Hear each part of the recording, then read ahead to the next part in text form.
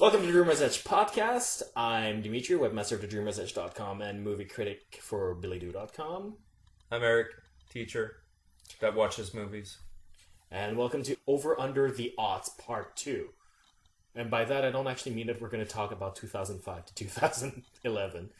No, instead we're going to talk about the underrated movies between 2000 and 2010. Those are kind of like the films that we like that most likely did not have the attention that we feel they deserve. And a lot of it is because, the marketing machine of Hollywood has become so evolved that it's really hard to, get through some of it. Well, you were saying that, like, there's no more room for... word of mouth. Yeah, exactly. And that's how you discover something really cool, is your friend recommended that. But yeah, we're not seeing that anymore, really. That's true. Thank God for DVD Market, though. Absolutely. Absolutely. Which allows me to plug something that I always mean to address, because a lot of people talk about downloading and downloading movies so much the rage, and I want to talk about one thing. The Hurt Locker, which won the Oscar, complete independent movie, made on a shoestring budget, did not have any sort of wide release that a movie like that deserved. Usually, when a movie like that wins the Oscar, it's supposed to do gangbusters in home video. It flopped in home video because everybody downloaded it instead of renting it or buying it. Yeah. And so for people who think that, Hollywood is so rich and you can download, it's not going to hurt the industry, small movies like The Hurt Locker actually get their ass kicked because of illegal downloading. And we actually have the proof of it. That's exactly what happened to Hurt Locker.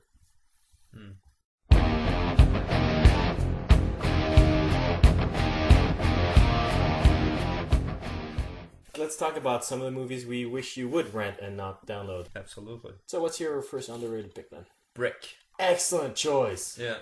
Probably a very, very low budget film. I always forget his name. Joseph Levitt Gordon. Yeah, Levitt Gordon. This kid's amazing.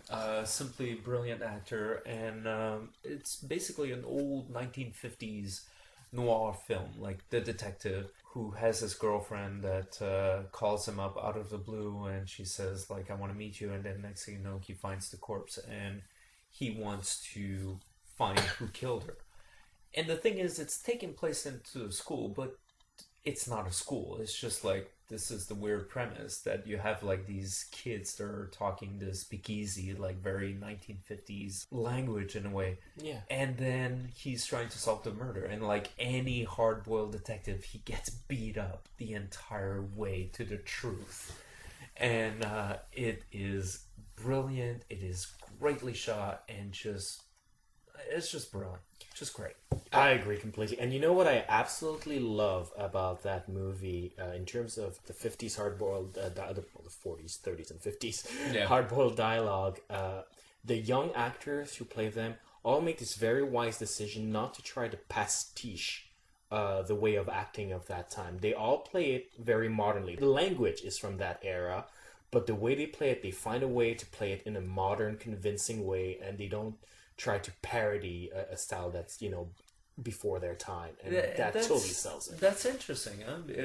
That's true, because it doesn't feel static. Mm-hmm. It feels like, they are talking to each other, and there is like some jousting between, and that was the one thing that they actually understood what they were doing. Yeah. Because sometimes like they'll do that, and they end up hamming it up. Yeah, well, that's it. Like, usually in that type of movie, you'll always have the hero going, and stuff exactly. like that. And, like, none of that crap in that movie. Exactly. Oh, yeah, no, I love that movie, too. Oh, yeah. If you get a chance, it's definitely worth it. And it's also, you might know, a bit like the next movie that he did, The Brothers Bloom. Well, actually, that was my pick. Oh, there you go. The Brothers Bloom, which, never got wide release, so never really found the audience it deserves. Yeah. Which is the story of two brothers who are con men, roping a very rich woman into the most elaborate con ever, because one of the brothers wants out of the con game, and the other wants to find the perfect con. And for him, the perfect con is a con where everybody gets what they want, which, when you think about it, is not a con at all. Yeah, exactly. But he writes like these cons as that Russians wrote novels, right? Well, that's the thing. This movie is not a con artist movie. This movie is a movie about storytelling. Whenever they talk about the perfect con, what they're talking about is the perfect story.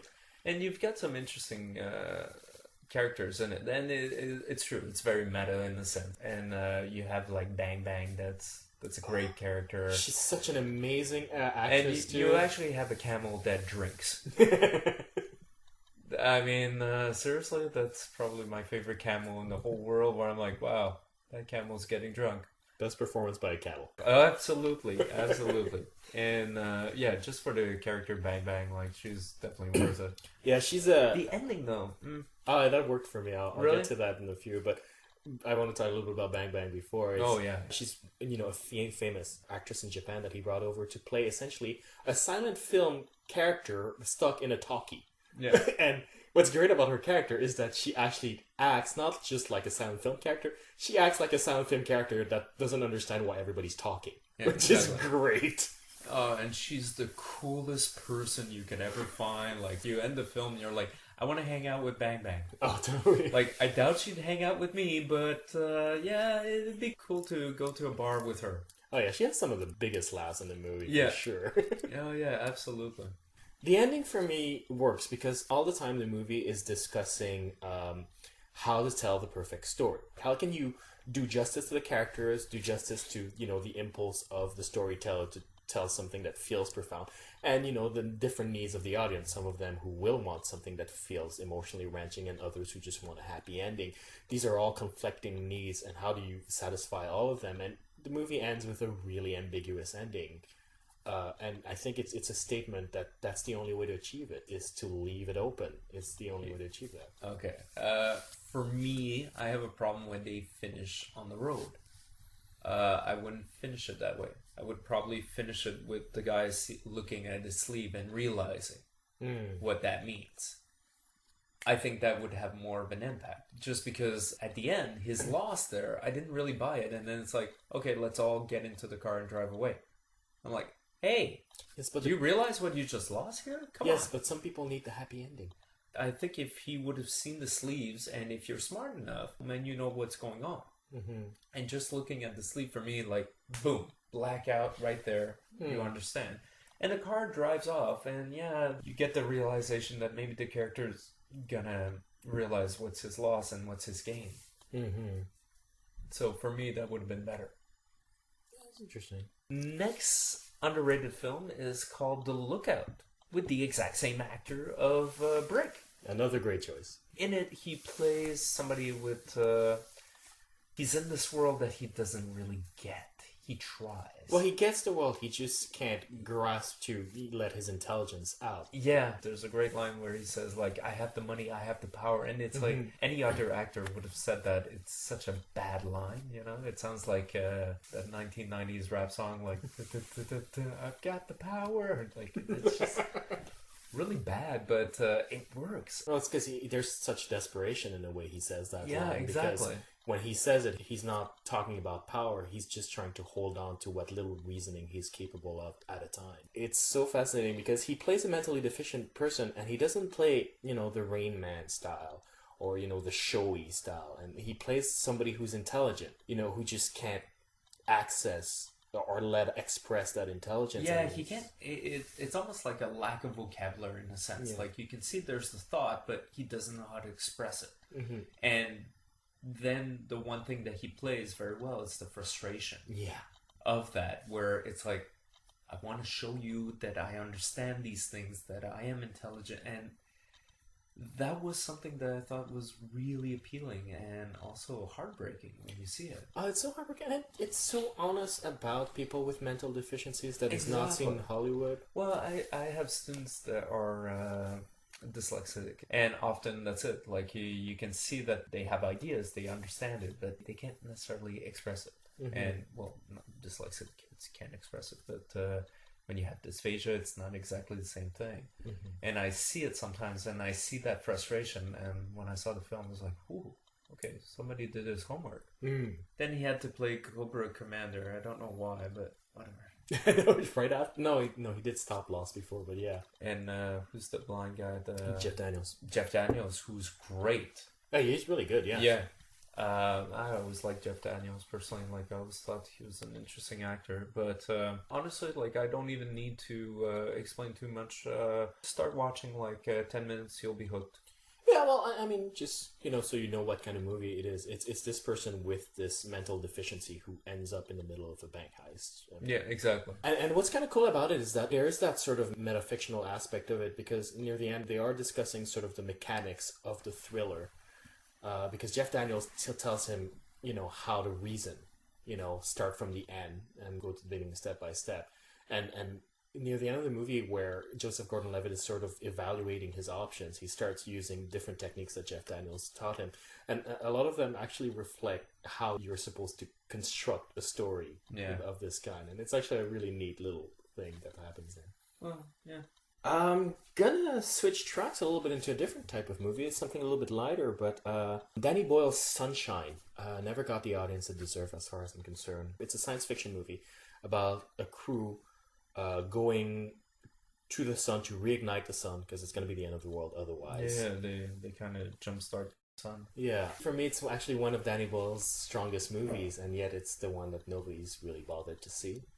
Because, in movies you see people saving the world all the time. And this is one of the rare movies that actually explores how the characters feel about having that kind of burden. And every character in the crew of that spaceship lives that burden differently. And it's all driving them a little bit mad. Because the weight of, like, if I screw up, the world is doomed is so enormous. And eventually there is a villain that shows up. And that villain is also an expression of that, of, just how much of a burden it is to save the world. And there's such great reactions because they're such pragmatic, intelligent people. Well, some of the actors in there, there's Michelle Yeoh in it, there's Chris Evans, Cillian Murphy. And what's kind of cool is that at one point they realized that they kind of messed up. They realized that, we don't have enough oxygen to make it to the sun. We screwed up. And one of them just says the most logical thing and nobody really argues against it because they understand the weight of what it is they're carrying. It's like, well, that's not technically true. There's not enough oxygen for 5 of us to make it to the payload. Mm-hmm. And, from then on the story progresses. It's just those calm, rational reactions from people who understand that their lives don't have quite the meaning of their mission and how much that weighs on them is just brilliant. That's interesting.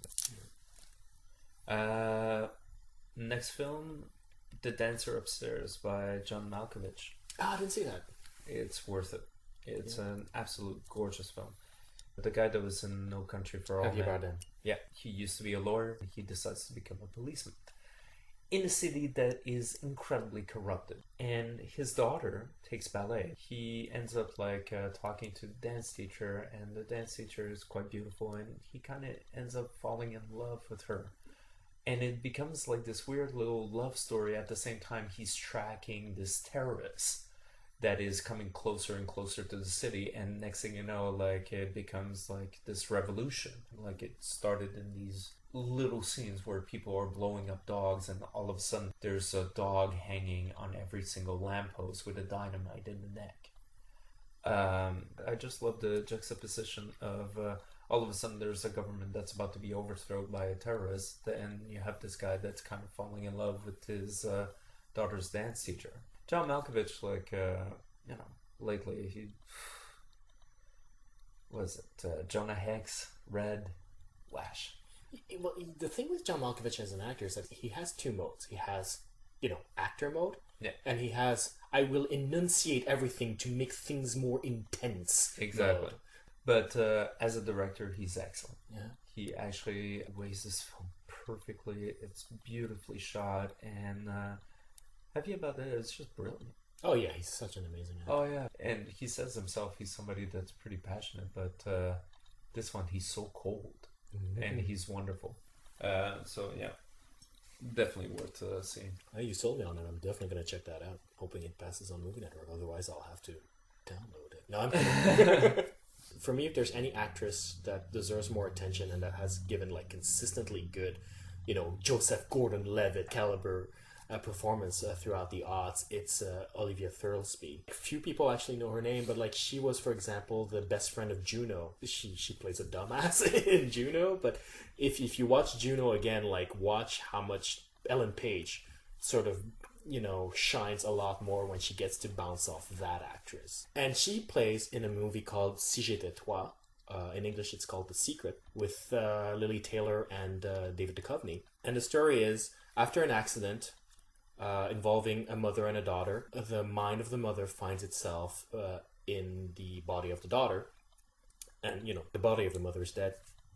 And here's the kicker: it's not a comedy. It actually takes that really tired premise, but like goes through it with its logical implications and its most disturbing implications in terms of sexuality. You have a wife who's still turned on by her husband, but the husband is looking at his daughter, not his wife. But he's talking to his wife, so sexually he's completely confused. And you have a mother who wishes her daughter would have her life back, but that would mean that she's going to disappear if that happens, and all of those conflicts. And it's just played as a straight drama with all of these implications. It's just such a weird and fascinating movie. And the sort of thing you really just find more in Quebec filmmaking than you would in English. No, that's interesting. I didn't see that one. If you recommend like Quebec films, probably watch Crazy. Oh, that's so good. Yeah, such a great film. And one of my all-time favorites is Gasoil Blues. It's such a great film, and it's just kind of like a guy movie, like a bunch of guys sitting around making jokes, and then you see this father trying to keep his three sons really close and kind of failing, and they're all kind of falling apart in different ways, and just having this father that can't keep it all together. And actually, since we're recommending, like, I'm gonna overstep here. There's also this great film that was shot like all in Spanish, Captain Aletriste. I didn't see that either. Yeah, it's a long film though. Like, it kind of covers like 3 novels, and it deals with the Three Musketeers time. It's just fascinating and beautiful, and also the way it was shot. Like, obviously, like these castles are still around, but it's a lot of alleyways. It's a lot of people kind of walking and talking, and well, it's like looking at old pictures, huh? Like some of these old pictures that are kind of yellowish and everything, and you're kind of slowly going into it, and you're like, wow, it's 2 hours, but it feels like 4. But even then, I'm still with it. I'm still watching this film. I can't stop it. Well, as long as we're going into foreign language movies, I guess that's what we call them. Well, there's one movie that I'm going to call underrated for the simple reason that it did not get international release, and that frustrates me to no end. In English, it's called Blessing Bell. It's a Japanese movie. In Japanese, the name, I think, is Kofuku no Kami, which I'm sure that helped everybody out. Yeah. It's just this amazing movie by a director called Cebu, who just does some of the best movies in Japan. And it's the story of a factory worker who gets laid off. Like, the entire factory closes down, so everybody gets laid off. And before going home, he's in such a shock that he decides to just take a long walk. And throughout his entire long walk, which is the entirety of the movie, he encounters different characters and goes through different situations, but doesn't say one freaking word through it all. And that's all this movie is, and it's so good, and it's so full of like just brilliant like human observations about human Sounds nature. Good. Yeah, it's also, speaking of foreign films, you should see The Prophet, the French film that came out not too long ago. Yeah, it did get a lot of attention, but not that many people has watched it. I don't know why. It's absolutely brilliant. I think it's the title. Really? Because it's a French movie. It's called The Prophet. Everybody like, oh, I don't know. And it's like they don't realize that, it's a crime movie. Yeah, exactly.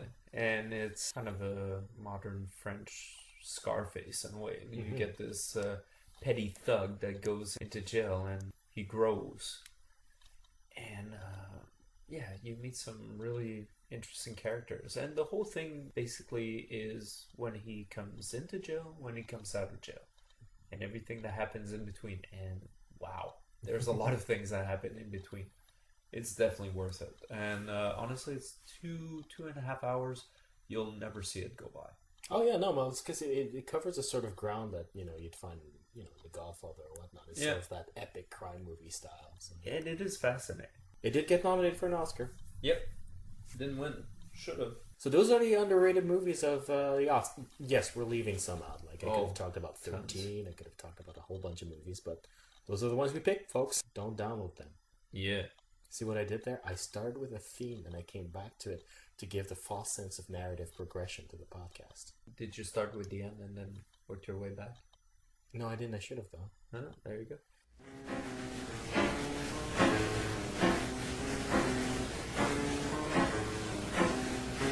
It turns out Joseph Gordon-Levitt was a ghost the whole time. Yeah. There you go. That's drama right there. Yeah. He was Cobra Commander. You know he's gonna be stuck playing Cobra Commander again as well because they're making a second one. So. Why? Well, does he need to? They just put a mask. Yeah, I guess so. I'm sure they got him on contract though.